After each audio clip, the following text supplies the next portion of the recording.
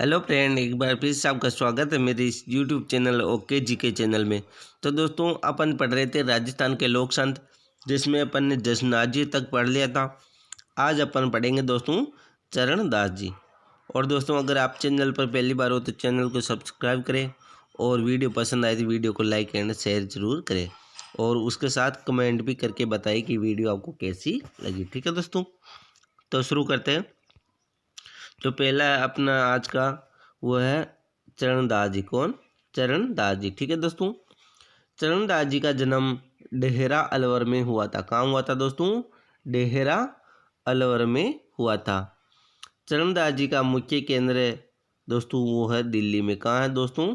दिल्ली में स्थित है। चरणदास जी का जन्म स्थान कहाँ है? डेहरा अलवर में। और इनका जो मुख्य केंद्र है वो कहाँ स्थित है दोस्तों? वो है दिल्ली में। कहाँ स्थित है दोस्तों? दिल्ली में। इन्होंने अपने अनुयायियों को 42 उपदेश दिए थे। कितने उपदेश दिए थे दोस्तों? 42 उपदेश दिए थे। किसने? चरणदास जी ने अपने अनुयायियों को 42 उपदेश दिए थे। कितने? 42 उपदेश दिए थे। ठीक है दोस्तों,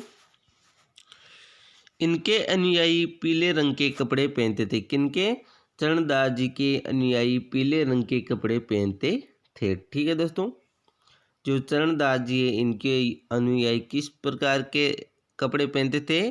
पीले रंग के कपड़े पहनते थे। ठीक है, इन्होंने नादिर शाह के आक्रमण की भविष्यवाणी की थी। किन्होंने?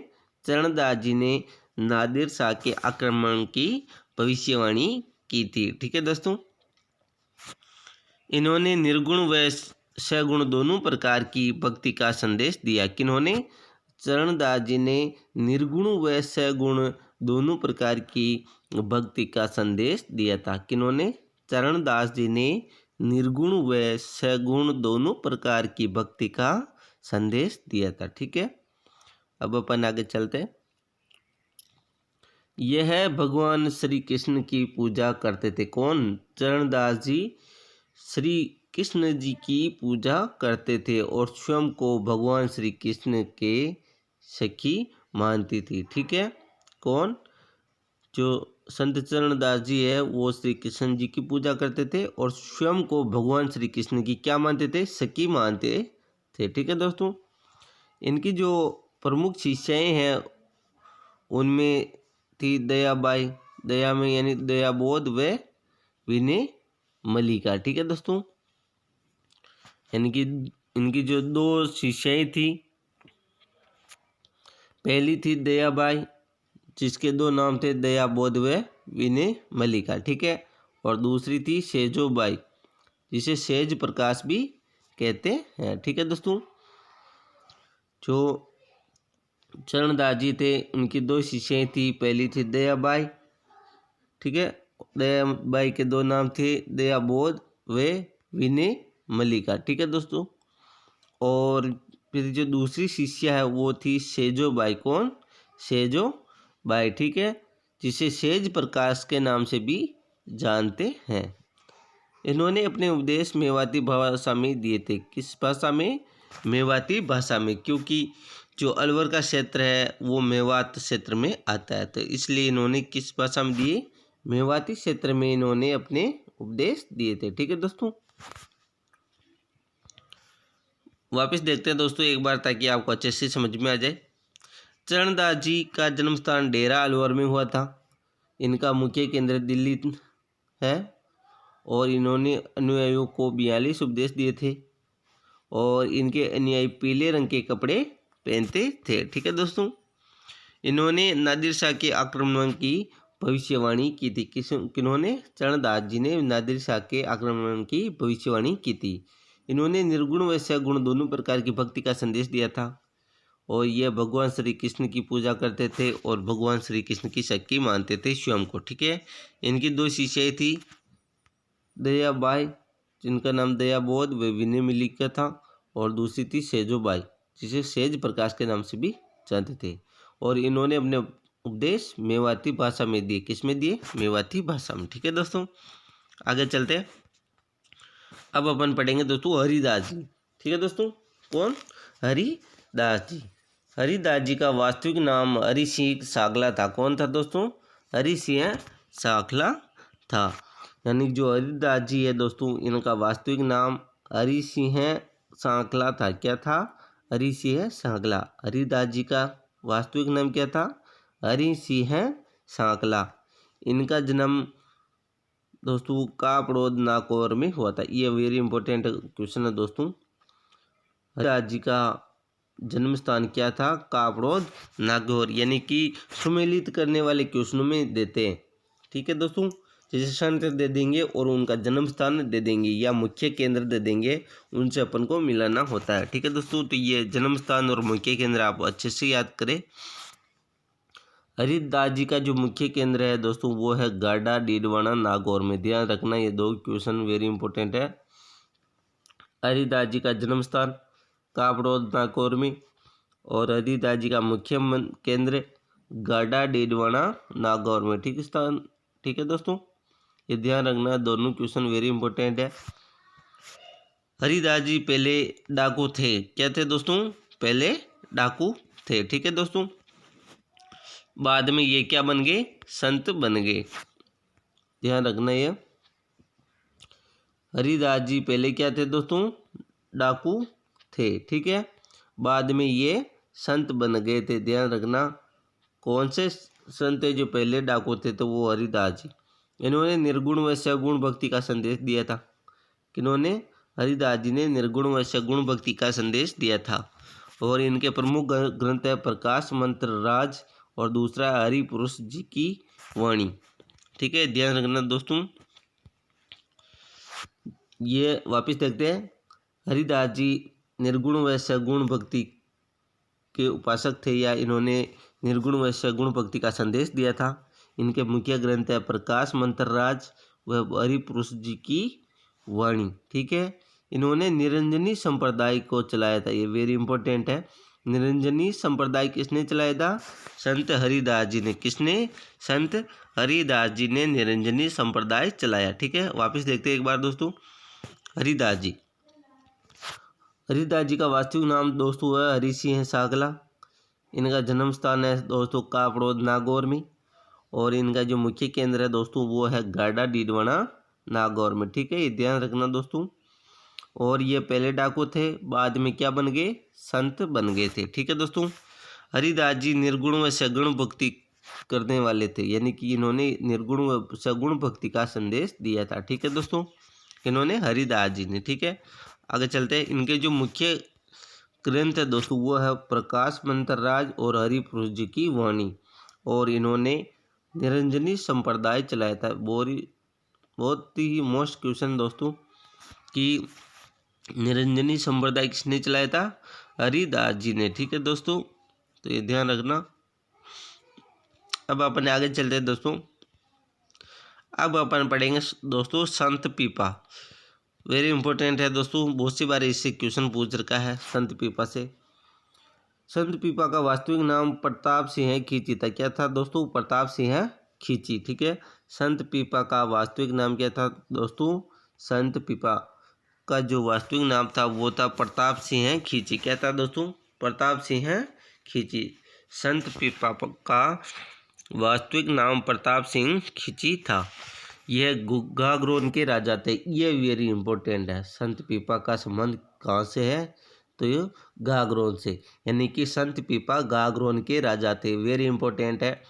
संत पीपा का संबंध कहाँ से है? गागरोन से। कहाँ से दोस्तों? गागरोन से।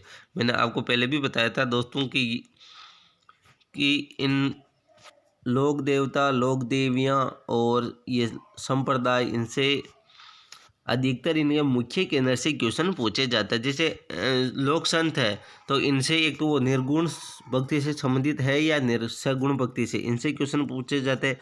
या इनका मुख्य केंद्र कहाँ है और एक जन्म स्थान पूछ लेते हैं। ठीक है, तो इन पर ज़्यादा फोकस करें। तो संत जो पीपा है उनका संबंध कहाँ से है दोस्तों? गागरोन से। कालांतर में राज्य त्याग दिया और अपने छोटे भाई अचल दास खींची को राजा बना दिया। किन्होंने? संत पीपा ने अपना राज्य त्याग कर अपने छोटे भाई अचल दास खींची को राजा बना दिया था। संत पीपा जी का जो गुरु था वो था रामानंद। कौन था दोस्तों? गुरु था रामानंद। ध्यान रखना ये, संत पीपा का जो गुरु था वो कौन था दोस्तों? रामानंद। ठीक है, आगे देखते हैं। संत पीपा ने निर्गुण भक्ति का संदेश दिया। वेरी इंपॉर्टेंट है, मैंने आपको पहले भी बताया था, ये भक्ति से संबंधित क्वेश्चन पूछते हैं। यानी कि जो संत पीपा है वो निर्गुण भक्ति से संबंधित है। किससे? निर्गुण भक्ति से संबंधित थे। और ये दर्जी समुदाय के मुख्य देवता है। कौन? संत पीपा दर्जी समुदाय के मुख्य देवता है। संत पीपा की जो गुफा वो टोडा रायसिंग टोंक में है। वेरी इंपॉर्टेंट है, रट के याद कर लेना। ठीक है दोस्तों, संत पीपा की गुफा कहाँ स्थित है? टोडा रायसिंग टोंक। कहाँ स्थित है दोस्तों? टोडा रायसिंग टोंक। यानी कि संत पीपा की गुफा कहाँ स्थित है दोस्तों? टोडा रायसिंग टोंक। ठीक है, ध्यान रखना। संत पीपा की जो छतरी है दोस्तों वो है गागरोन। ये भी वेरी इंपॉर्टेंट है। संत पीपा की छतरी पूछे तो गागरोन झालावाड़, और संत पीपा की गुफा पूछे तो टोडा रायसिंग टोंक। ये दोनों क्वेश्चनों को पूछा हुआ आप देख लेना पहले के पेपरों में कि संत पीपा की गुफा कहाँ स्थित है? टोडा रायसिंग टोंक में। संत पीपा की छतरी कहाँ स्थित है दोस्तों? गागरोन झालावाड़ में। वापस देखते हैं शुरू से। संत पीपा का वास्तविक नाम प्रताप सिंह खिची। ये गागरोन के राजा थे। कालांतर में राज्य त्याग कर अपने छोटे भाई अचलदास खिची को राजा बना दिया। ठीक है, इनके गुरु थे रामानंद। कौन थे? गुरु रामानंद। ठीक है दोस्तों, इन्होंने निर्गुण भक्ति का संदेश दिया था। क्या दिया था? निर्गुण भक्ति का संदेश दिया था। ये दर्जी समुदाय के देवता थे। संत पीपा की जो गुफा वो टोडा रायसिंग टोंक में। वेरी इंपॉर्टेंट है, ध्यान रख लेना। और संत पीपा की जो छतरी है वो थी दोस्तों गागरोन झालावाड़ में। कहाँ स्थित है दोस्तों? गागरोन झालावाड़ में। दोनों क्वेश्चन पूछे हुए हैं, ध्यान रखे तो। गागरोन झालावाड़ में संत पीपा की छतरी, गागरोन झालावाड़ में संत पीपा की गुफा, टोडा रायसिंग टोंक। ठीक है दोस्तों, अब अपन आगे चलते हैं। अब अपन पढ़ेंगे दोस्तों संत धन्ना। कौन? संत धन्ना। वेरी इंपॉर्टेंट है ये भी दोस्तों, तो अच्छे से याद करें। इनका जन्म स्थान है धुवन टूक। इनसे इनके जन्म स्थान से क्वेश्चन पूछा हुआ है। ठीक है दोस्तों, संत धन्ना का संबंध कहाँ से है? तो धुवन टूक से है इनका संबंध। ठीक है दोस्तों, संत धन्ना से इनके जन्म स्थान से क्वेश्चन पूछा हुआ है और मुख्य केंद्र से भी। ठीक है, इनका जन्म स्थान धुवन टूक में। यानी संत धन्ना का जो जन्म स्थान है वो कौन सा है? धुवन टूक। धुवन टूक। ठीक है दोस्तों, मैं बार बार रिपीट इसलिए कर रहा हूँ कि अगर आप मेरी इस वीडियो को देख रहे हो तो आपको अच्छे से याद हो जाए, इसलिए मैं बार बार उस चीज़ को रिपीट करता हूँ ताकि आपको अच्छे से याद हो जाए। ठीक है दोस्तों, तो संत धन्ना का जो जन्म स्थान है वो क्या है दोस्तों? धुवन टोंक। ठीक है, मुख्य केंद्र पूछे तो वो है बोरानाड़ा जोधपुर। कहाँ स्थित है? बोरानाड़ा जोधपुर। संत धन्ना का जो मुख्य केंद्र है वो कहाँ स्थित है दोस्तों? बोरानाड़ा जोधपुर में। संत धन्ना का जन्म स्थान धुवन टूक। मुख्य केंद्र पूछे तो बोरानाड़ा जोधपुर। ये जाट परिवार में जन्मे थे। कौन? संत धन्ना जाट परिवार में जन्मे थे, यानी जाट थे ये। इन्होंने राजस्थान में भक्ति आंदोलन को शुरू किया। वेरी इंपॉर्टेंट है, राजस्थान में भक्ति आंदोलन चलाने का श्रेय किसे जाता है? तो संत धन्ना को। ठीक है, राजस्थान में भक्ति आंदोलन की शुरुआत किसने की? संत धन्ना ने। ठीक है दोस्तों, अब अपन आगे चलते दोस्तों। अब अपन पढ़ेंगे दोस्तों लाल दास जी। कौन? लाल दास जी। ठीक है दोस्तों, लाल दास जी का जन्म दोस्तों हुआ था, वो हुआ था धौली दूब अलवर। ठीक है, कहाँ हुआ था? धौली दूब अलवर। वापस देखते हैं, लाल दास जी का जन्म स्थान धौली दूब अलवर में हुआ था। इनकी समाधि पूछे तो समाधि है शेरपुर अलवर में। कहाँ स्थित है? शेरपुर अलवर में। लाल दास जी का जन्म स्थान धौली दूब अलवर और समाधि शेरपुर अलवर में स्थित है। और इनका जो मुख्य केंद्र है दोस्तों वो है नगला जहाज भरतपुर। वेरी इंपॉर्टेंट है मुख्य केंद्र। ठीक है दोस्तों, जो लाल दास जी उनका मुख्य केंद्र कहाँ स्थित है दोस्तों? वो है दोस्तों नगला जहाजपुर। कहाँ? जहाज भरतपुर में। ठीक है दोस्तों, लाल दास जी का मुख्य केंद्र कहाँ स्थित है? नगला जहाज भरतपुर में। ठीक है दोस्तों, ध्यान रखना। इनके जो गुरु थे दोस्तों वो थे गदन चिश्ती। कौन थे? गदन चिश्ती। लाल दास जी का जो गुरु का नाम था वो था गदन चिश्ती। ठीक है, अब आगे देखते हैं। लाल दाजी मेव जाति के लकड़हारे थे। कौन थे? मेव जाति के लकड़हारे थे, यानी लकड़ी काटने वाले थे। मेव जाति के लकड़हारे थे कौन? लाल दाजी। मेवात क्षेत्र में इनका प्रभाव अधिक था। किनका? लाल दाजी का। ठीक है दोस्तों, वापस देखते हैं लाल दाजी को। लाल दाजी का जन्म स्थान धौलीधूप अलवर है। इनकी समाधि पूछे तो शेरपुर अलवर। इनका मुख्य केंद्र दोस्तों ये है नगला जहाज भरतपुर। क्या है? नगला जहाज भरतपुर। ठीक है दोस्तों, और लाल दाजी का जो गुरु है दोस्तों वो है गदन चिश्ती। कौन? गदन चिश्ती। ठीक है, लाल दाजी मेव जाति के लकड़हारे थे। कौन थे? मेव जाति के लकड़हारे, यानी लकड़ी काटने वाले, लकड़ी का काम करते थे। मेवात क्षेत्र में इनका प्रभाव अधिक था। अब अपन पढ़ेंगे। अब दोस्तों है संत मावजी। कौन? संत मावजी। संत मावजी का जन्म स्थान सावला डूंगरपुर में स्थित है। कहाँ स्थित है दोस्तों? सावला डूंगरपुर में। भगवान श्री कृष्ण की पूजा निष्कलंक रूप में ये करते थे। ठीक है दोस्तों, यह निष्कलंक है। ठीक है, यानी कि संत मावजी भगवान श्री कृष्ण की पूजा किस रूप में करते थे? निष्कलंक के रूप में करते थे। इन्हें निष्कलंकी संप्रदाय चलाया था। इन्होंने निष्कलंकी संप्रदाय चलाया। वेरी इंपॉर्टेंट है, निष्कलंकी संप्रदाय किसने चलाया था? तो वो है संत मावजी ने। किसने चलाया था? संत मावजी ने निष्कलंकी संप्रदाय चलाया था। संत मावजी ने वागड़ी भाषा में अपने उपदेश दिए थे। किसमें? वागड़ी भाषा में अपने उपदेश दिए थे। किसने? संत मावजी ने वागड़ी भाषा में अपने उपदेश दिए थे। ठीक है, इनके जो मुख्य ग्रंथ है दोस्तों वो है चौपड़ा। कौन सा? चौपड़ा। इस ग्रंथ में तीसरे विश्व युद्ध की भविष्यवाणी की गई थी। किसमें? चौपड़ा जो मुख्य ग्रंथ है संत मावजी का, उसमें तीसरे विश्व युद्ध की भविष्यवाणी की गई थी। और इन्होंने ही बेणेश्वर धाम की स्थापना की। वेरी इंपॉर्टेंट है, बेणेश्वर धाम की स्थापना किसने की थी दोस्तों? तो वो है संत मावजी।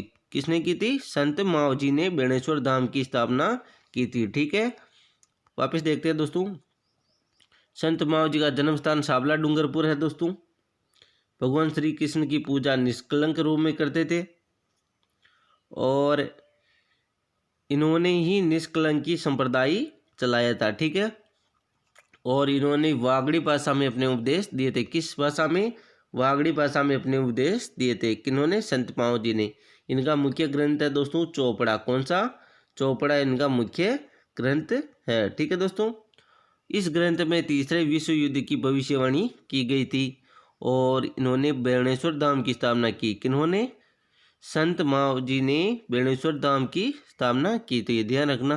तो दोस्तों यह तक की थी अपनी आज की क्लास, और वीडियो पसंद आए तो वीडियो को लाइक करना, और चैनल पर पहली बार हो तो चैनल को सब्सक्राइब जरूर करें ताकि आने वाली हर वीडियो का नोटिफिकेशन आपको प्राप्त हो सके। तब तक के लिए जय हिंद, जय भारत।